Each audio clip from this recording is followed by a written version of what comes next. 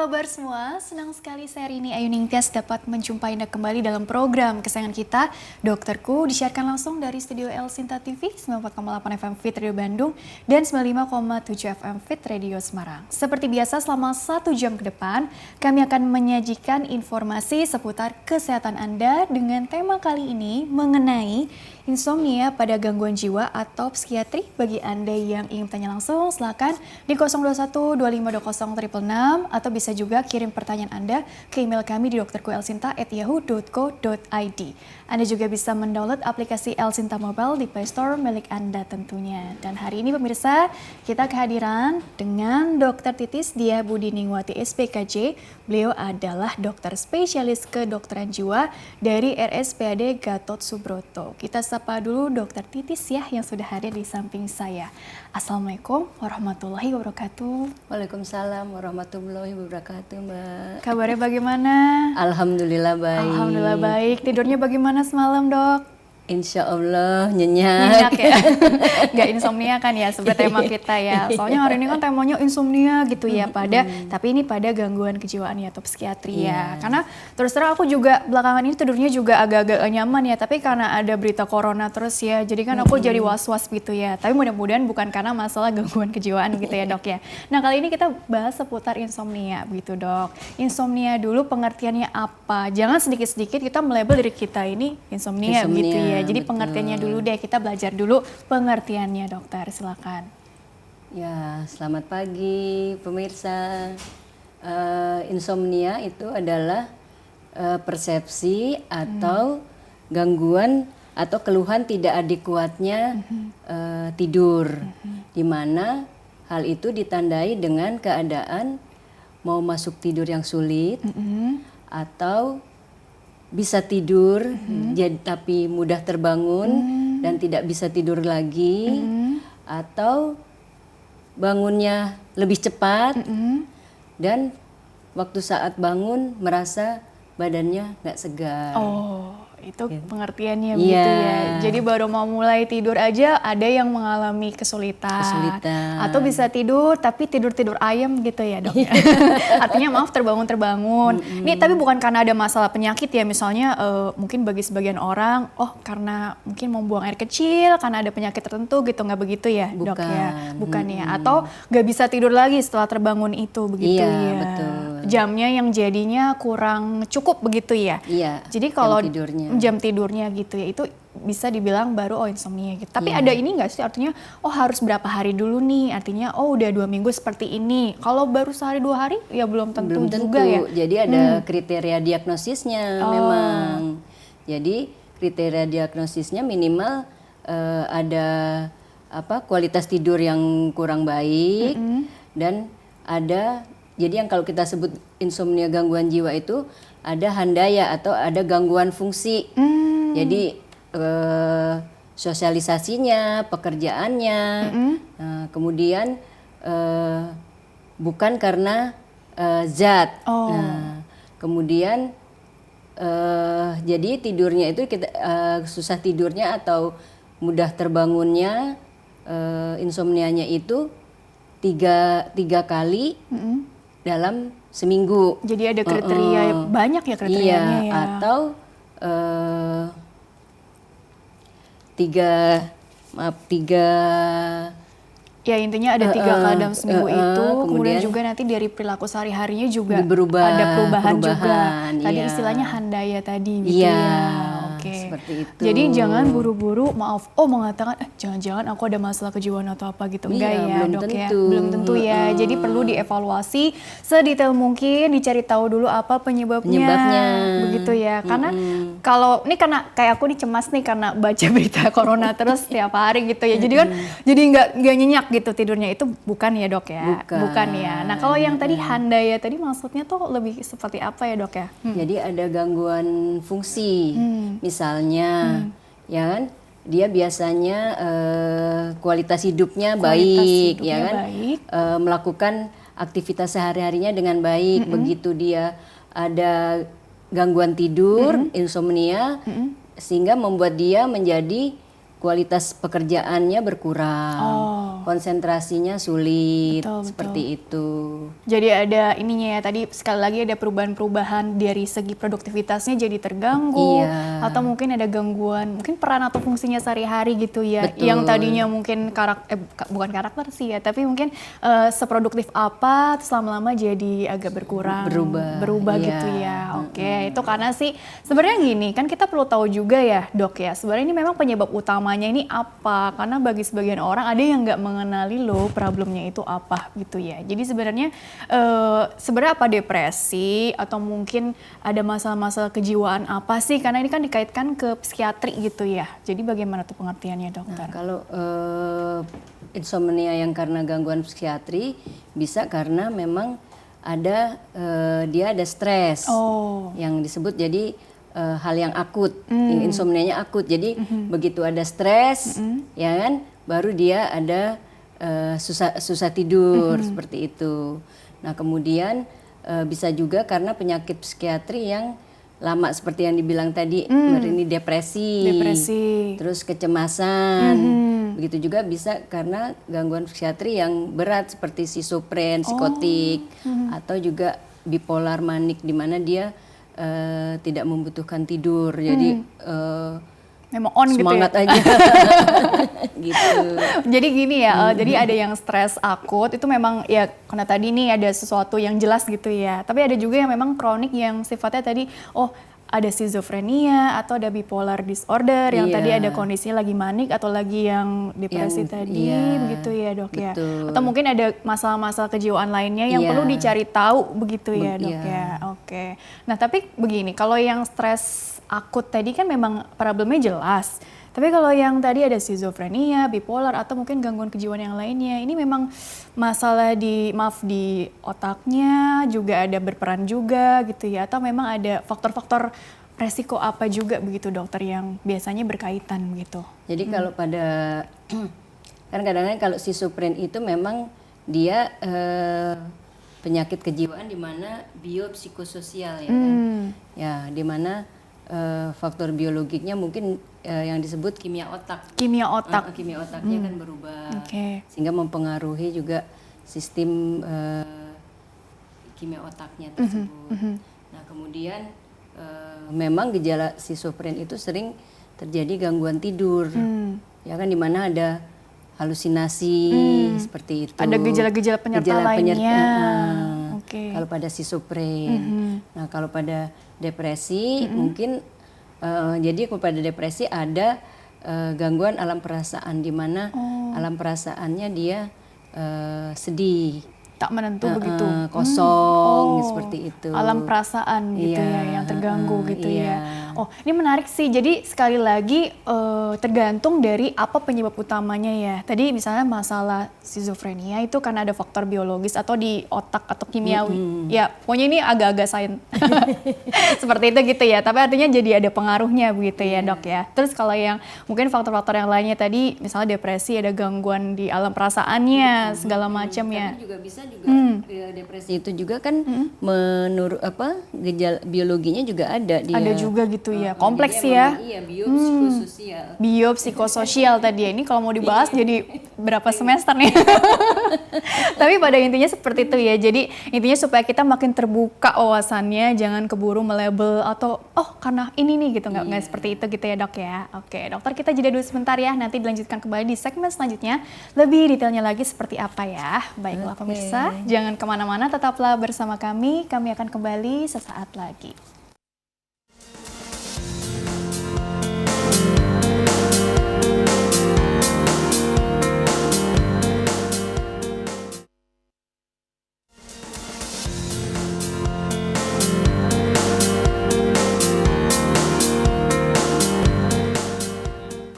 Ya pemirsa, terima kasih dan masih bersama kami di program Dokterku, masih membahas mengenai insomnia.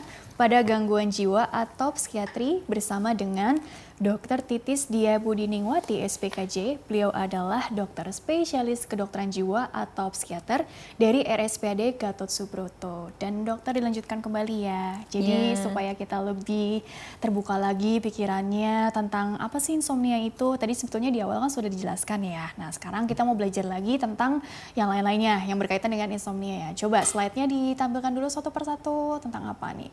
Nah ini persepsi atau keluhan tidak adekuatnya, itu definisinya. Kok persepsi ya dok ya? Jadi subjektif dong dok, atau iya, bagaimana dok? Nah lanjutkan kembali deh ini, pengertiannya dulu ditekankan sekali lagi dokter.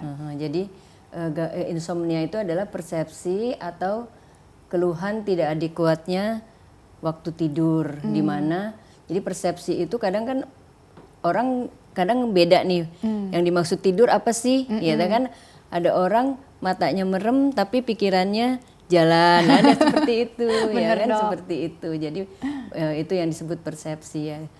Kemudian gejalanya tadi sulit masuk tidur, sering terbangun dan mau tidur lagi susah, bangun tidurnya lebih cepat, kemudian juga tidak segar waktu. Jadi dia ada orang jadi tidur banyak tapi bangun tidurnya nggak nyaman, rasa capek, gak bugar rasa gitu ya. nggak bugar, nggak segar. Oh, badannya malah pegel-pegel gitu ya. Wah, padahal habis istirahat banyak gitu ya. Oke, next slide. Nah, slide selanjutnya tentang apa ini? Nah, fungsi tidur. Jadi apa sebenarnya sih? tidur berfungsi sangat baik untuk tubuh kita, yaitu untuk energi untuk otak kita, di mana tidur itu fungsinya adalah meresusitasi otak. Resusitasi itu jadi apa ya? Mengecas, ngecas otak kita. Ya, dicas ulang. Jadi karena dia akan memperbaiki metabolisme otak, di mana dia mengistirahatkan mitokondria. Mitokondria kan berfungsi untuk sebagai tentara ya nantinya. Ini analoginya aja iya. gitu ya. Oke. Kemudian sebagai juga dia akan fungsi tidur itu akan meningkatkan plastisitas. Wow, jadi jadi neuronnya akan dirangsang menjadi lebih baik lagi. Amin. Sehingga konsentrasi memorinya juga akan menjadi lebih baik setelah tidur. Yang ketiga sebagai detoksifikasi, di mana sekarang ini kan lagi gencar-gencarnya nih, ya kan? Nah, jadi dia akan meningkatkan imunitas tubuh kita, ya kan? Terus menghancurkan toksin-toksin yang merusak tubuh kita. Itu loh tujuannya tidur gitu ya. Jadi jangan sampai kurang tidur supaya ini kebutuhan kita tuh terpenuhi gitu kan maksudnya ya. Mengistirahatkan tubuh, energi untuk otak, terus restorasi segala macam gitu ya. Oke, coba next. Itu pengertiannya ya. Fisiologi tidur. Nah ini apa nih, kok ada tipe-tipe begini jadi, dok? Ini saya singkat ya, jadi NREM itu non-rapid eye movement. Jadi ada tipe non-rapid eye movement dan tipe rapid eye movement. Jadi ditandai dengan pergerakan bola mata. Nah yang non-rapid eye movement ini ada 4 stadium. Stadium 1 itu biasanya kita baru mau mulai tidur, itu fase terjaga di mana biasanya napas kita udah mulai teratur dan sudah pergerakan mata mulai melambat tandanya. Kalau stadium 2 itu bola mata nih udah berhenti, udah nggak bergerak gitu. Tanpa kita sadari loh. Iya, itu nggak disadarin. Jadi itu memang proses refleks ya kan ya, gitu. Alamiah gitu ya. Iya. Terus tidurnya juga lebih dalam dari stadium 1. Jadi kalau yang tadi pertama itu dengar suara sedikit aja udah bisa kebangun. Nah kalau yang ini lebih dalam. Jadi napas juga udah melambat dan teratur. Kita bisa lihatnya seperti itu. Tidur dalam, sukar dibangunkan. Nah kalau stadium 3 ini lebih dalam lagi. Nah di sini kalau orang dibangunkan butuh waktu untuk dia kesadaran, jadi digoncang-goncangin. Dan kalau kebangun gitu dia butuh waktu untuk di mana nih, gimana gitu ya. jadi mengumpulkan nyawa dulu dong. Iya, kayak ibarat kata orang seperti itu, orang ya kan. Nah kalau stadium 4 itu tidur yang dalam dan sukar dibangunkan, seperti itu. Ada yang tipe REM ini yang mimpi ini kebanyakan di fase ini gitu ya? Iya, kalau yang REM ini biasanya banyak orang itu banyak mimpi sering terjadi pada fase REM tersebut. Gitu ya. Nah ini yang dibilang neurotransmitter itu kimia otak. Nah ini ada serotonin, noradrenalin, kolinergik, dan histamin ini berpengaruh dalam fisiologis tidur. Jadi tidur ini juga berpengaruh terhadap memperbaiki neurotransmitter hormonal tersebut. gitu ya. Kebutuhannya tuh apa, terus dia bekerja dengan sendirinya gitu ya. Iya kan tadi kan fungsi tidur kan sebagai restorasi otak ya kan gitu. Jadi itu memperbaiki semua yang ada di otak, luar biasa neurotransmitter. Ya, udah diatur dari sananya ya sama yang Maha Kuasa ya. Oke, coba seperti itu. Oke, slide selanjutnya tentang apa ini dokter? Coba. Ya, kemudian nih klasifikasi gangguan tidur. Nah, gangguan tidur primer ya, ini jadi insomnia primer. Jadi nggak ada memang benar susah tidur gitu kan. Kemudian ada juga yang dibilang hipersomnia, ya kan? Hipersomnia itu jadi tidurnya berlebihan, gitu. Hiper ya. Narkolepsi. Wah, ini kan narkolepsi nih. Yang tidur sambil jalan, ya kan? Nah, ada kan tokoh-tokoh yang mengalami ini gitu ya? Iya ada. Gangguan tidur berhubungan dengan pernafasan. Kemudian gangguan tidur karena irama skardian dan gangguan tidur yang tidak ditentukan. Ada juga parasomnia. Oke, ini sih sebenarnya klasifikasi aja ya. Nanti kan biasanya dokter yang menentukan nih. Iya, betul. Tapi kalau gejala ya mirip-mirip ya kurang lebih ya. Oke, coba slide selanjutnya lagi. Kelanjutannya tadi ya. Iya, nih jadi yang tadi nih ada gangguan tidur yang berhubungan dengan gangguan mental lain. Ini yang tadi waktu di awal kita sebutin itu. Kita bahas ya. Yang kita bahas. Juga ada gangguan tidur akibat kondisi medik umum. Jadi ada orang yang misalnya sakit fisik seperti asma atau jadi kanker atau apa, menyempit gitu ya. Sehingga menimbulkan dia sulit tidur. Kemudian gangguan tidur akibat zat, yaitu karena zat-zat narkoba atau apa. Atau kafein gitu bisa juga. Bisa karena kafein ya. Itu menstimulasi. Itu seperti itu ya. Coba slide selanjutnya lagi. Jadi klasifikasinya ini luas gitu ya. Iya. Gejala dan efeknya, dampaknya nih. Jadi kalau orang pada malam hari itu biasanya jadi kesulitan untuk memulai tidur. Biasanya jadi nggak nyaman dia. Jadi gelisah ya kan. Kemudian kadang-kadang ada orang yang akhirnya minum pil tidur atau memakai alkohol agar dapat menstimulasi tidur. Ini padahal sendiri ya? Iya, sendiri ya. Jadi tanpa resep dari dokter atau tanpa nasihat dari dokter. Gitu. Ambil inisiatif sendiri gitu ya. Sering terjaga atau terbangun pada pertengahan akibatnya pagi bangun nggak segar, jadi kualitas hidupnya nggak bugar. Jadi kualitas hidupnya jadi kurang baik, ya kan? Jadi akibatnya mungkin kalau orang yang kerja karena malam nggak tidur, pagi akhirnya tidur pagi baru tidur, telat masuk kantor, seperti itu. Jadi mengganggu aktivitas keesokan harinya lah ya gitu ya. Seperti itu. Coba tadi ditampilkan dulu lagi yang siang harinya tadi secara spesifik seperti apa ya? Spesifik di siang hari, intinya sih jadi nggak bugar gitu ya. Nggak bugar, betul. Sistem imunnya lemah, bertambahnya resiko depresi, cemas, penyalahgunaan zat. Macam-macam lah, sulit konsentrasi. Iya, seperti yang tadi dokter katakan ya. Oke, coba selanjutnya lagi. Ini dampaknya untuk keesokan harinya. Penyebabnya ini nih dok yang bisa beda-beda tiap orang. Jadi masalahnya macam-macam penyebab insomnia. Ini kan karena di sini yang kita lihat adalah di gangguan jiwa ya kan. Jadi bisa masalah kehidupan ya kan. Jadi misalnya ada stres, ada masalah keluarga atau yang menimbulkan dia menjadi sulit tidur. Kemudian makanan, alkohol dan suplemen bisa juga. Jadi contohnya kalau makanan jadi atau minuman yang kafein tadi, kemudian suplemen ada suplemen yang diminum jadi dia minumnya waktu malam malah jadi bikin segar ya bikin kan segar gitu. Ya nggak bisa tidur malah. Ya kan harusnya minumnya pagi diminum Iya, malam sebelum hari. sebelum berangkat kantor harusnya ya Iya, pagi-pagi ya. gitu. Kemudian obat-obatan psikoaktif juga ada. Oh. Kemudian gangguan mental yang tadi kita sebut depresi, schizofren, gangguan bipolar dan gangguan cemas. Kemudian gangguan irama sirkadian yang jadi baru pulang dari luar negeri jadi jet lag. Jet lag ya. Terus shift kerjanya Iya. ini ya.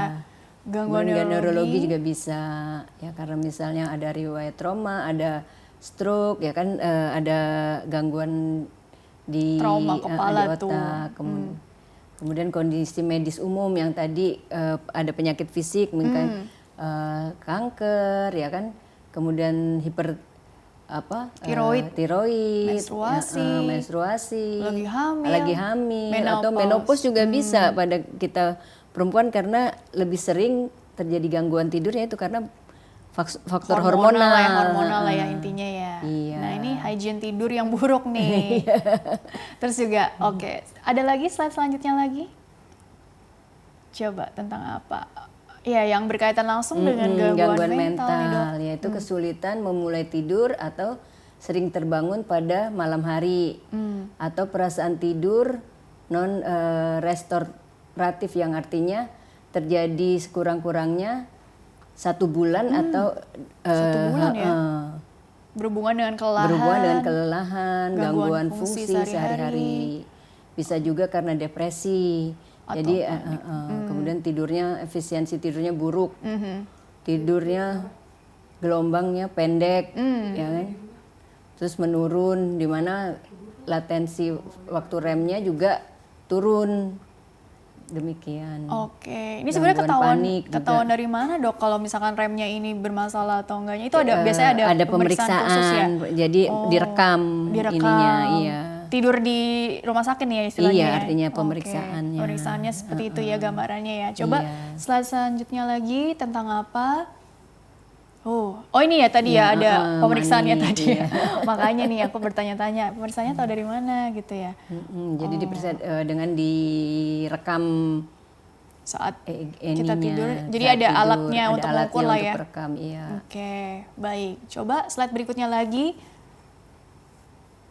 Nah ini sebenarnya tata laksana umum sih. Iya, ini penata laksanaan umumnya itu. Jadi tentunya kita kan harus membina raport dulu, ada pendekatan terhadap pasien, makanya bangun trust ya. Iya, seperti itu. Jadi kemudian kita cari penyebabnya, apa yang menyebabkan gangguan tidur tersebut, menyebabkan insomnia. Nah kalau udah kita dapatkan, tentunya ada penata laksanaan lebih lanjut, bisa misalnya konseling, psikoterapi, atau dengan farmakologi, obat psikofarmaka, seperti itu. Nah kemudian juga kita perbaikin adalah sleep hygiene-nya. Tidur kata kuncinya itu justru ya. Itu yang penting juga. Tapi sebenarnya gini, Dok, ini mungkin slide-nya dihilangkan dulu ya. Jadi kalau untuk terapinya itu sendiri, kan tadi ada yang dia inisiatif pakai pil tidur sendiri yang dijual bebas gitu ya. Itu kan tadi tanpa saran dari dokter misalnya. Ada apa sih bahaya yang mungkin perlu ditekankan di sini seandainya orang ini menggunakan pil-pil tersebut tanpa pengawasan? Artinya efek yang kita khawatirkan itu apa? Sehingga perlu ada jangka waktu juga nih, dokter. Nah, jadi kan kalau tanpa pengawasan, karena yang sering kan yang didapat itu kan kadang-kadang yang kita takutkan adalah golongan benjo dia ya kan yang itu ini yang kita nggak tahu ya. Iya, takutnya menimbulkan dia kalau dipakai tidak sesuai dengan aturan yang dokter sarankan, takutnya menimbulkan yang tadi ketergantungan istilahnya. Iya. Karena kan kita biasanya dengan psikofarmaka itu kita observasi dan memang kalau perlu dipakai obat yang sedikit golongan benzodiazepin itu kita juga harus cepet. Jadi ada jangka waktu lah ya. Jadi kita tapering, kita cepet ini. Nah kemudian ya itu kita kan nggak tahu penyebab insomnianya apa, itu yang paling penting juga ya kan, sehingga kita obatin untuk tidur, kasih obat tidur, tapi penyebab dasarnya Akar tidak utamanya diperbaiki. apa, gitu Iya, ya. seperti itu. Kan kalau yang tadi ada schizofren atau bipolar itu kan penanganannya khusus lagi, atau Iya. ada panik, cemas, Itu atau macam-macam khusus lagi kan. iya. Begitu ya. Jadi artinya harus dilihat secara bijak begitu ya. Betul. Jangan keburu-buru langsung bergantung dengan si iya. obat aja gitu ya. Oke. kurang Mungkin lebih untuk dia pertama kali mungkin ya bisa, tapi setelah kalau udah yang kita bilang kriterianya kan 3 malam dalam seminggu, nah perlu konsultasi gitu ya. demikian. Artinya nanti ada tahapan-tahapan ya, apa tadi perlu konseling lagi, Betul. atau mungkin ada yang non farmakologinya yang perlu dijalankan sehari-hari, tadi sleep hygiene-nya Sleep juga gitu hygiene, ya. iya, harus diperbaiki. Oke. Baik, coba ditahan dulu seputar itunya ya dok ya. Iya. Karena aku mau dokter memberi tanggapan nih untuk penanya-penanya via email nih. Ini penanyanya juga menarik-menarik nih pertanyaannya ya. Jadi bagi pemirsa yang ingin bertanya via email, silakan kirim saja pertanyaan ke email kami di drkuelsinta@yahoo.co.id. Format lengkapnya di bawah ini, nama, usia Anda atau usia teman Anda atau keluarga Anda yang ditanyakan, serta tempat tinggalnya. Baik, pertanyaan pertama dari Ibu Siti. Ibu Siti usianya 29 tahun dari Jakarta. Dokter, saya sudah bolak-balik ke psikolog dan akhirnya dirujuk ke psikiater.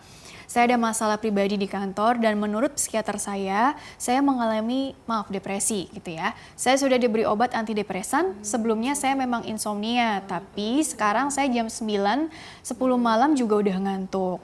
Tapi pertanyaan saya, besok pagi atau besok siangnya kok kayak lemes atau bawaannya males buat ngapa-ngapain dokter. Kira-kira bagaimana solusinya? Terima kasih. Jadi sebenarnya ini udah bagus nih tahapannya, udah diberi obat, tapi mungkin efek dari obatnya atau efek dari penyakit utamanya aku nggak tahu. Tapi bagaimana tanggapan dokter untuk Ibu Siti dari Jakarta, usianya 29 tahun dokter, silakan. Iya. Jadi Ibu Siti, jadi depresi itu memang kan keluhannya ada yang insomnia, juga ada juga yang artinya jadi dia nggak semangat, jadi terasa malas atau apa. Jadi ini insomnianya udah bagus, tapi masih ada keluhan malasnya, sosialisasinya itu ya. Nah, itu apakah memang dari awal sudah memang ada gejala seperti itu, atau baru-baru aja setelah minum obat. Ini kan kita juga harus dirinci lagi. Betul. Kemudian obat yang diberikan oleh psikiaternya apa, itu juga kita lihat. Tapi mungkin juga itu memang dari gejala penyakit depresi tersebut. Karena salah satu gejala penyakit depresi tersebut memang ada semangat yang turun, motivasi yang turun, seperti itu. Selain gangguan tidur. Solusinya berarti bagaimana dok? Artinya kan apa mungkin rajin olahraga atau balik lagi ke psikiaternya untuk mungkin yang diperhatikan apa sih supaya membangkitkan motivasinya tadi ya. Ya walaupun memang kan depresinya penyebab utamanya apa dulu nih, tapi paling tidak dari tubuh kita sendiri mesti digerakin atau apa gitu ya, biar semangat. Mungkin secara hormonal juga ada mengeluarkan hormon-hormon kebahagiaan atau apa gitu kan. Kita nggak tahu ya. Nah ini teorinya mungkin seperti apa ya, saran-saran aja sih. Ya tentunya kembali lagi selain dengan obat, psikoterapi ya. Dengan dokter psikiaternya tersebut, ya kan. Kemudian psikoterapi itu sarannya apa oleh dokternya, ya kan. Apakah jadi ada hal-hal yang sebenarnya banyak untuk mengeluarkan hormon kebahagiaan, yaitu dengan jadi supaya endorfinnya, namanya hormon kebahagiaan itu endorfin. Jadi endorfin dari diri sendiri, ya kan. Nah itu bisa kita lakukan yaitu dengan cara artinya olahraga, diproduksi ya kan? Dari tubuh sendiri ya. Iya. Kemudian mendengarkan apa yang kita senangi, ya kan, musik atau apa macam-macam sih. Benar. Kita bisa memulai, artinya begini, untuk melakukan sesuatu yang sulit itu kalau dari hal yang kita mulai dengan sesuatu yang kita senangi, mungkin lebih mudah, gitu. Oke, tapi kalau depresi memang katanya kan jadi kehilangan minat ya, Iya, betul. dari hobinya itu sendiri. Ya pelan-pelan aja lah ya, yang kita pasti doain ya, pelan-pelan. semoga prosesnya nanti jadi berjalan lancar ya. Pada prinsipnya tadi yang penting ikuti aja saran dari dokter yang menanganinya langsung gitu ya. Iya. Oke, pertanyaan selanjutnya dulu nih, dari Arul. Arul nih, Mas ya, Mas Arul ya, Mas Arul 25 tahun. Dokter, saya bekerja di industri kreatif dan sehari-harinya baru tidur jam 12 malam. Setiap harinya seperti itu. Apakah normal untuk kesehatan jiwa? Karena justru mendekati jam segitu, inspirasi atau ide-ide saya itu banyak berdatangan. Wah, apakah itu masalah kebiasaan aja atau perlu diobati juga? Terima kasih, karena sejauh ini fisik saya kuat-kuat saja. Ya nggak ada masalah sih sebetulnya ya kalau dibaca-baca ya. Tapi pola yang seperti ini gitu ya, tidurnya jam 12 malam, untuk kesehatan jiwa yang ditanyakan ya, fisik ya katanya masih kuat, tapi untuk kesehatan jiwa justru karena di jam-jam segitu lagi banyak ide-ide berdatangan, tapi sebenarnya ini tergolong masalah nggak sih dok untuk kedepannya gitu ya? Maksudnya seperti itu kali ya Arul ya? Oke, bagaimana dok? Nah jadi kan Mas Arul ini kan baru tidur jam 12 malam. Nah yang tadi kan kita bilang persepsi, ya insomnia kan persepsi ya kan. Jadi tidurnya jam 12 malam itu dari jam 12 malam ke paginya itu memang cukup. Ya yang tadi udah masuk ke stadium fase 4 yang non rapid, eye movement. Ya sebenarnya nggak apa-apa. Jadi ini masalah persepsi gitu. Balik lagi kalau memang ternyata tidak ada keluhan yang nggak apa-apa ya dok ya? Nggak apa-apa, ya. Kan nggak rutin tiap hari seperti itu. Tiap hari apa nggak seperti itu? Iya kan ini shift-shiftan ya, mungkin besoknya apa bisa beda lagi gitu ya. Seperti itu. Jadi memang balik lagi tuh ke persepsi masing-masing orang ya. Jadi dikatakan sudah insomnia yang butuh pertolongan psikiater gitu ya. Ya kalau tadi kriterianya, jadi 3 malam bener-bener nggak bisa tidur, ya kan yang tadi susah tidurnya, mau tidur susah, atau terbangun, dan berturut selama 1 minggu. Oke, kalau kayak gini mah enggak lah ya, bukan. Itu jadi habit ya. Habit gitu ya. Kebiasaan, karena faktor pekerjaannya. Faktor pekerjaan gitu ya. Tapi pada intinya tadi jika memang ini insomnia atau enggak, tadi perhatikan kriteria-kriteria yang tadi dokter paparkan sebelumnya ya. Oke, nah sekarang kita masuk ke penanganan lagi lebih detail lagi ya dok ya. Karena tadi ada tips untuk sleep hygiene-nya juga gitu ya. Terus juga artinya begini, oke kan nggak langsung tahu-tahu obat ya dok ya, atau memang kalau memang udah dibutuhkan sekali ya memang mau tidak mau, kan ada juga yang justru menolak pakai obat tidur karena nggak mau ketergantungan atau apa gitu ya. Balik lagi ke persepsi masing-masing orang ya. Jadi tahapan-tahapannya terus juga tips-tips kesehariannya untuk agar tidurnya ini kualitas dan kuantitasnya ini cukup, itu seperti apa kriteria atau guidelines dari dokter atau psikiaternya dok? Kira-kira seperti apa dok? Jadi untuk sleep hygiene tadi ya, jadi memang tidurnya tuh harus teratur. Jadi waktu tidurnya harus teratur. Jadi jadwalnya harus teratur. Iya. Terus kalau jangan minum alkohol atau kopi atau merokok sebelum tidur karena itu akan membuat jadinya melek gitu, menstimulasi untuk zat-zat yang kan kafein tuh, kafein jadi membuat orang susah tidur. Termasuk suplemen yang tadi itu ya dok ya? Betul. Kemudian juga waktu mau tidur jangan bolak-balik lihat jam berapa, jam berapa gitu. Kenapa tuh? Karena itu ada apa? Psikis ada kekhawatiran gitu.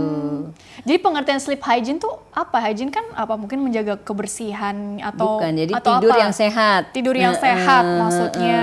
Jadi dilihat dari kualitasnya, kuantitasnya.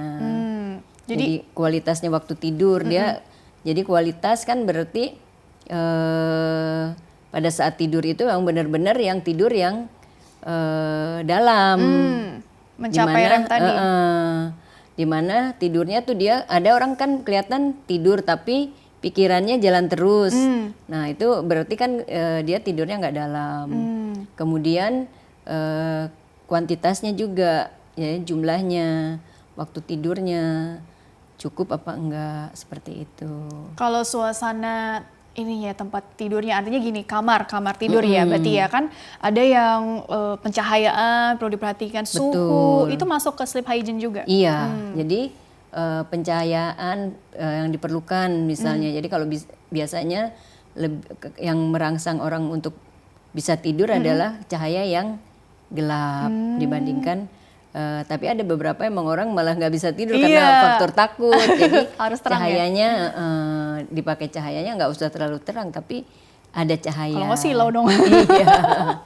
Jadi makin susah tidur. Kemudian jangan bekerja di tempat tidur. Nah itu jadi memang jadi tempat tidur itu hanya dipakai untuk tidur. Kalau baca novel sambil menunggu ngantuk itu di kasur itu bagaimana? Nah ya kalau kadang ya kalau kita nggak kadang ada orang memang yang kebiasaannya ya kan dengan membaca bisa terus tidur. Tapi ada orang juga yang kalau dia udah ada gangguan tidur, kita nggak sarankan untuk membaca. Kan bukannya tidur-tidur malah terus melek ya. Seperti itu. Ini seperti itu. Jadi dilihat-lihat juga nih, nanti evaluasi lagi habitnya apa yang perlu diubah. Terus juga tadi pengaturan percahayaan, suhu ruangan, terus juga faktor-faktor apalah yang perlu diperhatikan lagi nantinya ya. Oke dokter, kita jeda dulu sebentar, nanti dilanjutkan kembali di segmen terakhir ya dok ya. Baiklah pemirsa, jangan kemana-mana, tetaplah bersama kami akan kembali sesaat lagi.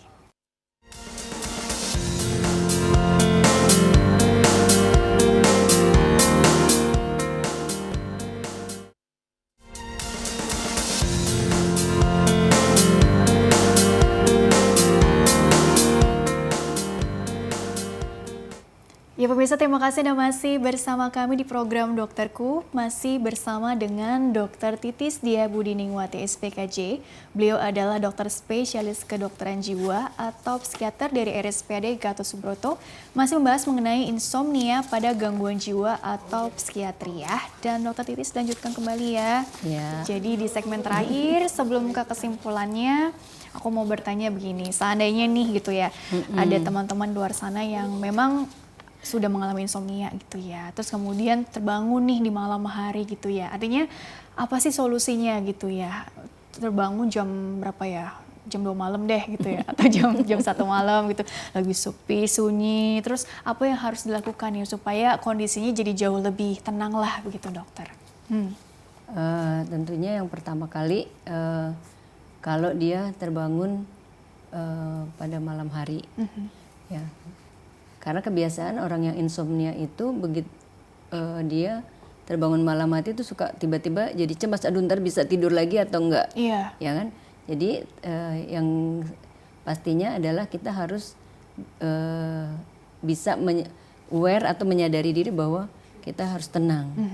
Jadi yang diperlukan adalah karena kan jadi susah tidur itu jadi stres buat dia ya kan. Jadi tentunya kita perlu bisa memanage stresnya itu, emosinya di manage gitu ya, stresnya di manage. Jadi, memanage stres itu kan bisa macam-macam dengan caranya.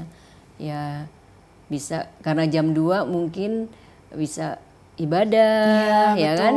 Bisa sholat tahajud atau ngaji, ya kan seperti itu. Kemudian juga jadi bisa kalau dari bahasa psikiatrinya itu bisa terapi spiritual ya kan, spiritualnya ini ya. Iya. Kemudian mungkin relaksasinya tuh tarik nafas, atur nafas gitu ya. Jadi waktu cemas itu dia harus kita tarik nafas dalam, hembuskan, seperti itu. Jadi untuk relaksasi ya kan, bisa relaksasi sehingga dia bisa masuk ke dalam tidur lagi. Jadi intinya jangan langsung keburu panik, cemas, atau ada pikiran-pikiran yang kurang baik datang, itu ditapis gitu ya. Jadi harus berpikirnya lebih positif. Betul. Gitu. Bahkan jadi tadi begitu spiritual kebangun jangan langsung ntar nggak bisa tidur lagi. Nih ntar gimana nih, kan itu overthinking ya.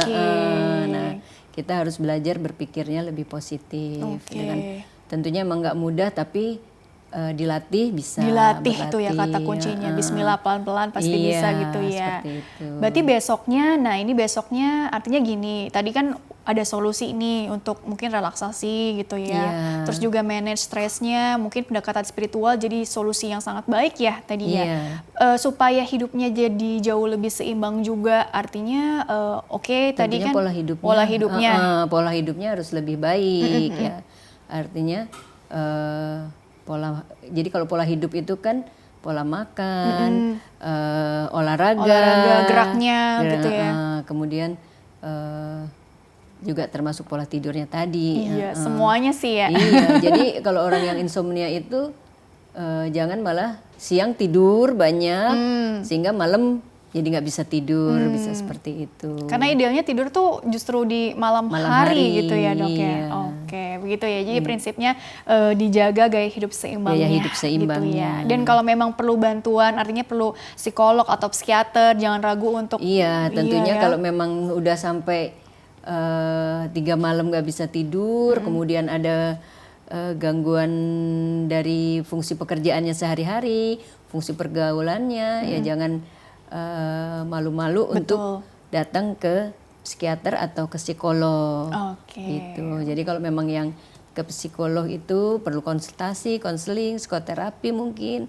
Nah kalau yang psikiater kan tentunya selain dengan konseling, psikoterapi, dengan obat juga kita akan resepkan obat. Baiklah dokter, karena ternyata waktunya terbatas gitu ya. Jadi kesimpulannya singkat saja mengenai tema hari ini kepada kita semua tentang insomnia pada gangguan jiwa ya. Oke, silakan dokter. Jadi tidur itu sangat penting untuk tubuh kita. Dimana tidur itu untuk merestorasi otak sehingga bisa mendapatkan energi kembali. Nah kemudian gangguan tidur itu kalau nggak diobati bisa berbahaya untuk tubuh kita dan untuk kejiwaan kita. Iya, jadi harus dijaga tidurnya yang cukup gitu ya, kualitasnya juga tadi ya. Kualitas cukup dan untuk insomnia tentunya sleep hygiene juga sangat penting. Betul. Dan jangan lupa kalau sudah sampai ada gangguan, jangan malu-malu untuk berkonsultasi, mencari bantuan gitu mencari ya. bantuan. Oke. Demikian. Baik dokter, terima kasih telah berbagi ilmunya di sini. Insya Allah membawa banyak manfaat untuk orang banyak. Amin. Sukses dan berkah selalu untuk Amin. dokter dan ilmu dokter ya. Berkah juga untuk Mbak Rini. Amin ya Allah. Barakallah. Amin. Berkah-berkah barakallah ya. Oke, baik. Pemirsa, terima kasih juga Anda telah mengikuti program ini. Saya Rini Ayu Ningtyas beserta seluruh tugas mohon undur diri dari hadapan Anda. Terima kasih dan sampai jumpa.